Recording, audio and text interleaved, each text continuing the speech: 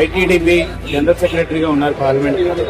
దాంతోపాటు బూత్ ఇన్ఛార్జిగా ఉండి మొట్టమొదట తెలుగుదేశం పార్టీకి కార్యకర్తలు పట్టుకోమలు లాంటి వాళ్ళు.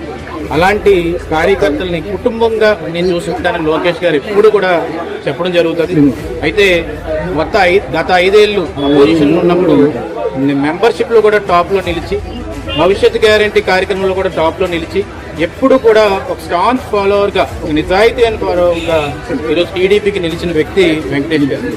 వెంకటేష్ గారు ఇలా చేసుకున్న వెంటనే, ఆత్మహత్యకి అటెంప్ట్ చేశారని తెలిసిన వెంటనే లోకేష్ గారు చాలా బాధపడి వెంటనే ఇమీడియట్ గా ఆయన ఆఫీస్ లో ఉన్న యంత్రాంగాన్ని మొత్తం కూడా కదిలించి వెంటనే ఎక్కడ జాయిన్ చేస్తున్నారు, హాస్పిటల్ డాక్టర్ గారితో మాట్లాడాలి ఏంటి అని అంటే, మల్లికార్జున్ గారు డాక్టర్ గారు ఆయన చేతితోటి ఈరోజు వెంకటేష్ గారిని ఎలా బాగుపరిచారంటే నిజంగా అప్రిషియేట్ చేయాలి డాక్టర్ గారికి.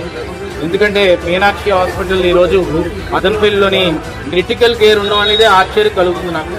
ఈరోజు అలాంటి వ్యక్తి వెంకటేష్ గారు ఆ మూమెంట్లో వచ్చినా కూడా ఆయన బతికించి ఈరోజు మళ్ళీ ఆ ప్రాణాన్ని, తెలుగుదేశం పార్టీ కుటుంబాన్ని రక్షించినందుకు ఆయనకి కృతజ్ఞతలు తెలుపుకుంటాను.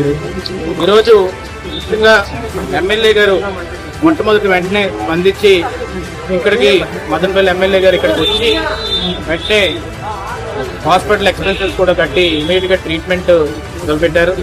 అలాగే ఇక్కడ మన తెలుగు అధ్యక్షులు శ్రీరామ్ చంద్రబాబు గారు కూడా వెంటనే నేను కోఆర్డినేట్ చేసినప్పుడు ఆయన స్పందించి ఎలా ఉంది అప్డేట్ అంతా చెప్పి మళ్ళీ లోకేష్ గారికి నేను మెసేజ్ ఇవ్వడం కూడా జరిగింది.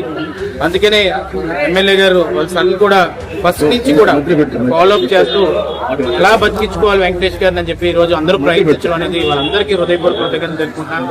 ముఖ్యంగా ఈ రోజు నేను రావడానికి కారణం ఏంటంటే, నేను రాష్ట్ర జనరల్ సెక్రటరీగా, నా పేరు చింతకాయల విజయ్, మెయిన్ ఐటీడీపీ కోఆర్డినేటర్ కూడా నాకు చంద్రబాబు నాయుడు గారు అప్పుడు నియమించడం జరిగింది.